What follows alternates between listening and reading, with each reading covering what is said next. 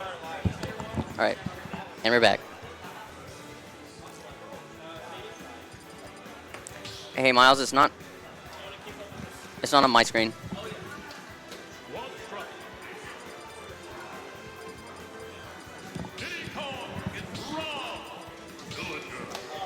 All right. So we got player one Kamikaze. Player one, one of the pioneers of all the Diddy Kong meta for the last 3 Smash games. Also running his Villager and Rob. He definitely played a lot of Villager throughout Smash 4, so I wouldn't see why not, because Villager's pretty similar in my experience. And then Kamikaze's going with the squad that we had when he played earlier.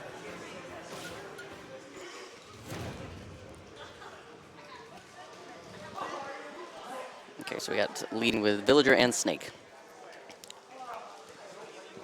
And player one making Rob as anchor. Interesting. Right, starting on Stadium. Both of them trying to set up. Villager's interesting because Villager can kind of like disrupt Snake as he interrupts, because the thing about Snake is that he kind of setups in like a specific space. So if you don't have to deal with that space, it makes it a little bit harder for Snake. Okay, got these rabbit jabs on the corner. Gonna do a nice bit of percent there. What?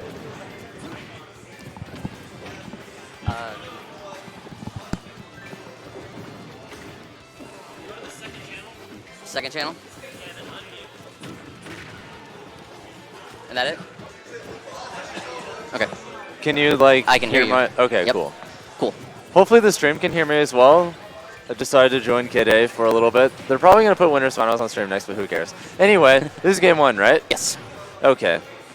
So player one doing a lot of like good like ledge pressure and ledge trapping, keeping Kamikaze in disadvantage for quite a while. We got a very 20% lead. Yeah, even though there's the stereotype that Snake is bad and disadvantaged, sometimes he is and sometimes he isn't. Mm-hmm. It really depends on how good the player is against him in disadvantage. He's a Right. character that, while he has a lot of options, like a lot of options in disadvantage, most of them are not that great on paper if you know how to deal with them. So it's one of those things where if the Snake player is smart enough, they can almost always have a solution, but if they guess wrong even once, it can usually be pretty bad. Right. But likewise, if you're constantly guessing right, then sometimes they can just be helpless for very long periods of time. It goes both ways. Right, and that's kind of what we were seeing there. For player one, I mean, despite like him taking percent, like he's commanding stage control almost the entire time. He's always been a good player, and while he hasn't really come out to anything particularly recently when it comes to like these in particular, I'm not surprised that Diddy Bust would be enough to bring him out of the woodwork. Kind of similar to how I've developed a lot more motivation for locals now that my character like rose up a tier or more. Jesus. Right. I can't believe, I'm still in disbelief how hard they buffed Falcon. Anyway, so feels good. But interesting interaction earlier with Kamikaze using the rapid jab on player one shield, and player one not opting to roll out of the way, because once somebody hits your shield 11 times, you have a frame one invincible roll, so that normally gets you out of those situations for free, and can if the person that is jabbing isn't ready for it, they can normally get punished pretty hard. I forget, was that a Gimmer or a Beefy Smash Dudes video? I think it was a Gimmer. That sounds about right. Yeah. However, it's worth noting that there are a fair amount of jabs where that's actually just flat out impossible. And it also depends on characters. Like, Ivysaur can do it to Falcon, where he can get around me, but like, Squirtle literally just can't, and it's hilarious. But right now, Kamikaze trying to set up some ledge pressure, but player one not having it, and he's going to barrel right into center stage. And put Kamikaze on the other ledge. Yeah, this is what Kamikaze does when he gets even slightly uncomfortable as Piranha Plant. He just starts flanking really, really hard. Yeah. And to be fair, it's actually surprisingly difficult to deal with Piranha Plant flanking. I'd be willing to bet that optimal Piranha Plant is actually just getting a percent lead and then just going to the ledge and never playing again. Right. I mean, like Patui, especially like in a situation where you can't approach them from the side easily, is super hard to contest. Yeah, it's the combination of Patui, Poison Breath, and I guess just shenanigans without B can make it pretty hard to deal with that. Right. But not that that really matters anymore. Nah. But, I'm just happy to see player one like coming back to more stuff again. In a perfect world, a lot of our OGs would be more active, but Georgia has a lot of people like that that you don't really see anymore. Rest in peace to the fallen, like Big Lou. Mostly DRN. McPeepants. Kismet. I never met Minky Pants. Legend. The Reflex Wonder. Oh yeah. I'm sure. Lord Mix. Lol. Well, he's been to a couple things. He was at a Smash Code not too long ago. He might as well not exist. Aw. Because he doesn't go to anything. He doesn't say anything. Yeah. But I'm sure he's And got it other stuff going disappoints on in his me. life. Yeah. I mean, I guess. I'm surprised with as good as Bowser is in this game that it wasn't enough to bring him back. But I guess he was always a counter picker at heart. I feel like Bowser's not bad enough, and that's the reason he's not doing Oh it. my God! Wow. He likes to complain. And then when he can't justifiably complain, he's like, you know what? I don't want to play this game anymore. I see. Maybe he could just pick a bad character. That's why he started playing K. Rool, Oh, right. who's almost certainly the worst character in the game now that Little Mac can actually do things. You know, you're right. Like, they... Oh, my God. Okay, Like, they give Little Mac a lot of good combos. I don't know if you've seen some of Yeah. them. They're kind of scary. A little bit. And then K. Rool is just one button in neutral the character still. Exactly. And then you can also steal his neutral from him, so that's the worst part. And funnily enough, you can do more with it than he can. I 90% think so too. of the time. Okay, but right now, this is actually getting pretty tense. Player one had a pretty solid stock, but it's managed to get pretty even. Like, they're basically... Oh my God, I can't believe that he didn't just lose there. It's one of those things. Oh yeah, that's it. Yeah, it's good. Right. Kamikaz tends to not really get flustered at locals, which is one of his strengths and one of the reasons why, especially at smaller stuff, he tends to have more consistent, strong results. Man, I wish I could be like that. I just hate myself for losing neutral once. That's a different struggle altogether. Yeah. To be fair, I think that's a tendency that can also be easily exacerbated by the fact that you play Bayonetta in this game. Right.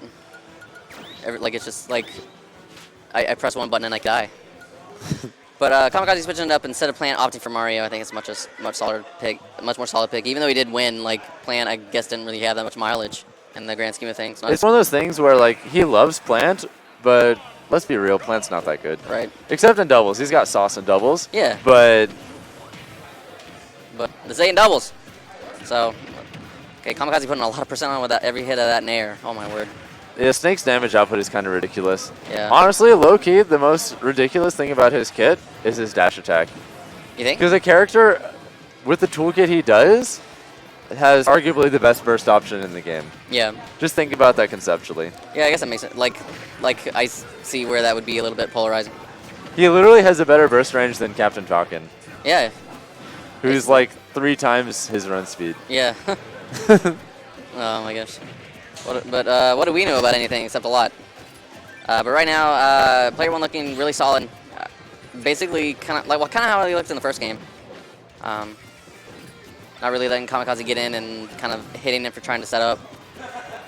That's actually pretty common for Kamikaze. I feel like he's a player that he doesn't really do his best until his back is to the wall.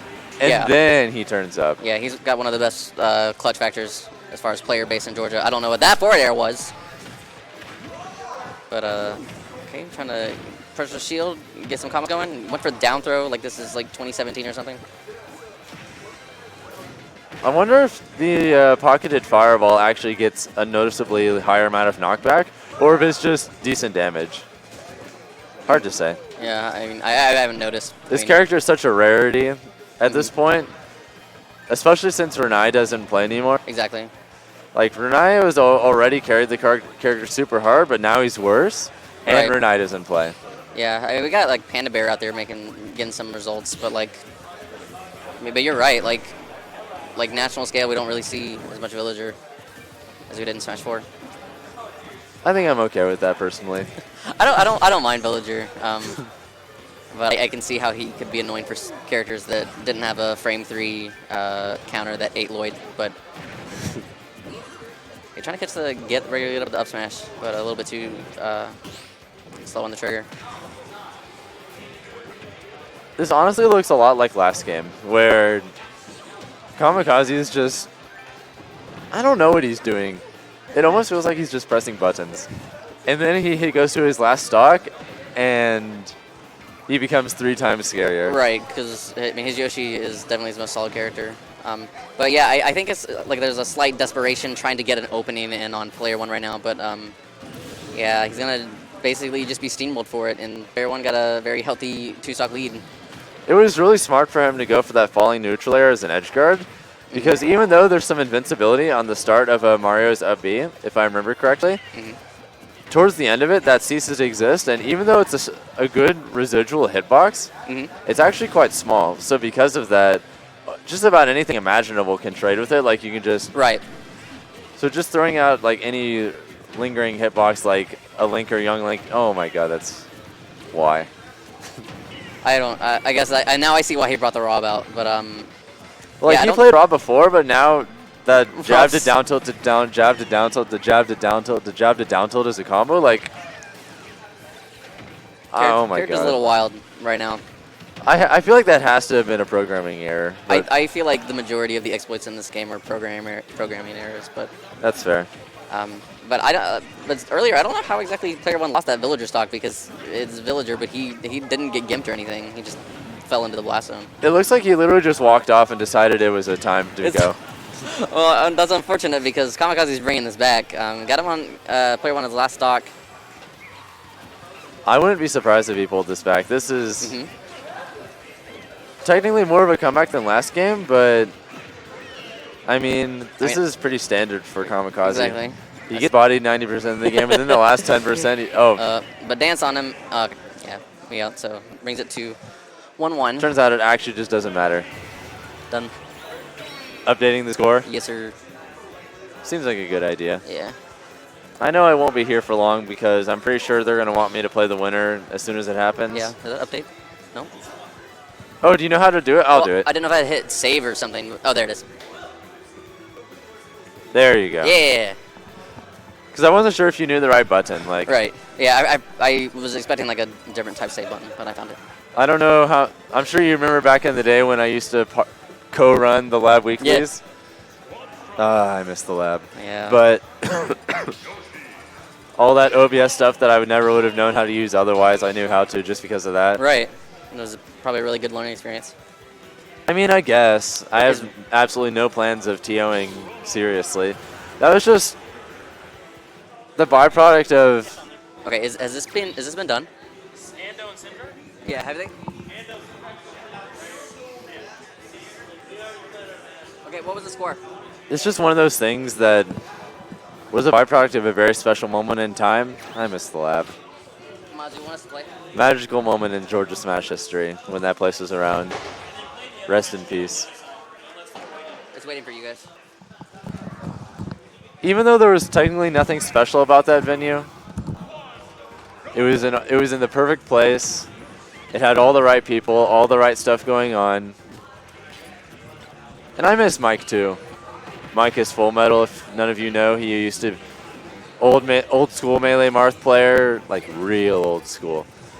And funnily enough, the legendary old school tournament series Apex, he was actually the main Melee TO for many years. Anyway, enough about that. Player one just looks so much more comfortable now. Like, while he told me himself that he doesn't think the Diddy buffs are that big of a deal, apparently there's been a lot of help in just making some of his more bread and butter tools significantly more consistent in their applications, which seems to be showing here because player one, for the uninitiated, was in Smash 4 probably the most technical Diddy player in the world. He never really traveled, not much, and he didn't do as much in that game except earlier on, but he was also one of the best Brawl Diddies in the world, and the one who actually made the Diddy Infinite in that game standardized. He's one of those people that is been at the forefront of developing his character. In every single Smash game he's played seriously, he just doesn't really travel much, so a lot of people don't give him the credit he deserves. But now that Diddy's better, I mean, hopefully we'll see him a lot more. Great player, and I'm always down for more strong competition. Either way, though, he's securing a decent lead, but I feel like against Piranha Plant of all characters, like, he more or less can just angrily glance in your direction and you'll probably die. Oh, or not. But it's one of those things where Piranha Plant as a character has a lot of great kill options, but he can't really impose a neutral plan on his opponent that will reliably set up any of them in particular. So a lot of good Piranha Plant play is just going to be about getting at a certain range, usually about mid-range relative to your opponent, and then just doing what you can to just condition their movement. You're not really going to be able to land those reliably otherwise. You just have to get a lot, and I mean a lot of hard reads to get anything done. But provided you can get them done, he has pretty good damage output. His ledge trapping can be really scary. And he has a lot of stuff for killing early. It's just those issues in neutral are what hold him back right now. Hopefully in the next patch, when we get new DLC or whatever, they give Piranha Plant and especially K-Rool more of a neutral because those characters need it. I'm just surprised that... Actually, I'm not surprised he lives that long. He always lives far too long with Piranha Plant. Not that it matters here, though. He's secured a lead yet again, but this looks all too familiar. This is what it seems to happen pretty much every time Kamikaz plays someone even semi-relevant, at minimum. It's... I don't know. Sometimes I wonder how scary of a player he could be if he literally just always played the way he does on his last stock. Sadness. I feel like if he could play like that the entire time, he could be a national level threat. But it's only on the last stock, and it drives me insane. Nice. I actually have no idea what the Villager-Yoshi matchup is like, but if I had to guess, Villager has to be really careful with how he fires Slingshot in particular. Seems like Yoshi would have the tools to just brute force his way through a lot of those little pellets with Nair, back air, and especially down air. So because of that, player one's probably going to have to be significantly more reliant on Lloyd rockets and ambiguous movement than he would be against most other characters, especially like slower or faster characters who would focus more on either abusing burst range or utilizing zoning options to outrange him. Since Yoshi doesn't really do that, he's just going to brute force his way through slingshots and then just take the time needed to figure out what he's going to do when he's not slingshotting so that he can get around it, secure the openings he needs, and start combos. Seems like player one's decided to, because he can't really force Yoshi to respect his game plan otherwise, he's going to focus a lot more on staying by the ledge and just using his offstage game to just play safe, try and force as many trades as possible, and take advantage of the fact that he has a solid but ever-shrinking % lead. Oh my god. Yoshi thick. Thick with 4 Cs. Even so, though, player one is getting really close to those percents where some stray hit into forward air off stage or some stray hit into up airs could realistically kill. Especially as he builds up more and more rage. Oh god. Like that. Like if he was just a little bit further on, he probably could have gotten a hit into threatening a kill. He wouldn't have been able to get a kill straight off of that, but it's one of those things where you can use it as not necessarily a mechanism for directly securing a kill, but forcing your opponent into a situation where they have to reconcile the possibility of them dying and likely burn options as a consequence of it. With said options burned, it usually becomes significantly easier to force yourself upon them and get the last hits you need to secure the game. It's one of the reasons why there's a lot of value in maybe not necessarily dropping combos, but ending them earlier than you need to with strong attacks so you can force them into bad situations where you can secure kills. That time it just looked like Kamikaz got a little bit too scared of like perhaps point blank slingshot or neutral air, and player one read that and got a grab. Just solid stuff. Either way, it looks like they want me to play now since he's staying there sitting down, so if you'll excuse me,